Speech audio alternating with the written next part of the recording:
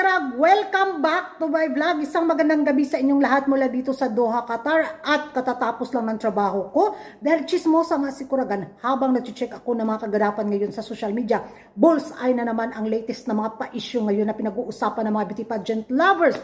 Social media tungkol nga sa larawan na to sa isang kandidata sa Miss Grand Thailand 2023. May mga iba mga chismosa na sumang-ayon, meron na namang iba kumontra. Dahil bakit daw pag yung puti nagpatan at naging itim yung kulay, bakit daw blackfishing agad yung pa-issue? Paano na lang daw yung mga puti na paano na daw yung mga itim na lumaklak na mga glutathione para pumuti, ano daw tawag nun? White fishing. Ano naman daw yung tawag sa mga taong nagbibilad sa araw para magkatan yung balat nila? Yun daw ang tawag doon is tan fishing. So bakit daw sa mundo ngayon bakit daw sobrang napakasensitibo sa bawat galaw ng mga tao? Nilalagyan daw ng malisya at isyo. So sa ganito mga pa-issue kasi mga karag-karag, medyo sensitibo talaga ha. Yung mga ganitong pa-eksena, bitaw, talagang mapapansin at mapag-usapan talaga lalo pat may mga history, di ba? So hindi na lang ako pupunta doon sa mga history, di ba? Comment down below na lang mga karag-karag kasi pahaba na yung vlog ko pag explain pa ng todo si Kuragan. Tapos magkamali-mali, ako na naman yung mabash.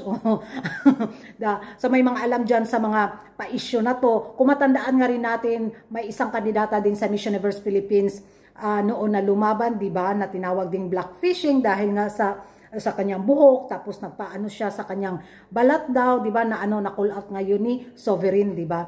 So, ewan ko lang, nag-aabang ako ng mga latest na mga update dito tungkol sa issue na to sa isang kandidata sa Miss Grand Thailand 2023, tungkol nga sa picture na kumakalat ngayon sa social media, at in fairness naman, napag-usapan talaga mga karag-karag So in fairness naman mga karag-karag, talagang napag-usapan ang Miss Grand Thailand 2023 at ito yung gusto ni Uncle sa isang kandidata, yung gumawa siya ng mga pa-eksena, yung gumawa siya ng mga pa-issue.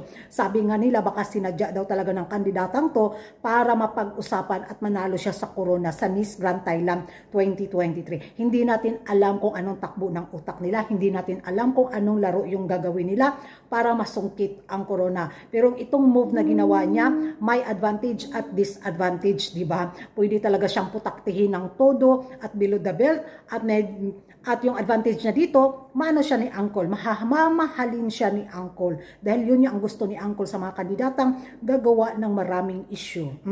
Because sa Miss Grand Thailand, sa Miss Grand International Pageant ni Uncle, issue is life. Ganon. So yan ang mga karag-karag, ano yung masasabi nyo ngayon dito sa pa-issue na blackfishing daw ang isang kandidata sa Miss Grand Thailand 2023 sa kanilang swimsuit competition? Sang-ayon ba kayo dito mga karag-karag? Ano yung magiging komento ninyo? Magrespetuhan na lang tayo dahil magkaiba-iba tayo ng paniniwala at pananaw at paninindigan. Don't forget to like and subscribe my channel kung hindi ka pa nakapag-subscribe po in taon mo. Maluoy po in taon mo. Para maabot na kong 30,000. Gigwitter na magsamot diri sa Kuragan ug niyaw-yaw na yung pachismis. Lagpot na kong laway ni Kuragan. Subscribe po mo mga karag-karag. Sige na. Sige na, oy. Para sa ekonomiya ba? And thank you for watching and have a good night sa inyong lahat. Bye-bye.